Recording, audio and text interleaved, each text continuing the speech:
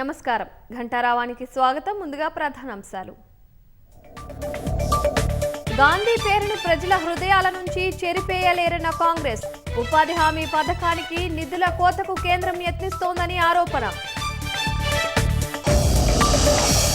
phone tapping కేసులో ప్రభాకర్ రావును విచారిస్తున్న నూతన సిట్ ఈ నెల 25 వరకు కస్టడీ పొడిగించిన సుప్రీంకోర్టు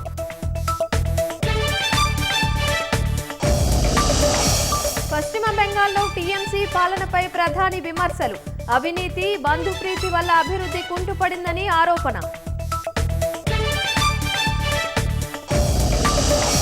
ఒడిశా సంబల్పూర్ జిల్లాలో హోంగార్డు ఎంపిక పరీక్షకు భారీ స్పందన 187 ఉద్యోగాలకు 8,000 దరఖాస్తులు అభ్యర్థులకు ఎయిర్ స్ట్రిప్ పై పరీక్ష బంగ్లాదేశ్లో హిందువును కొట్టి చంపిన ఘటనలో 7 అరెస్టు తమ ప్రభుత్వ పాలనలో మూకదాడులకు చోటు లేదన్న యూనస్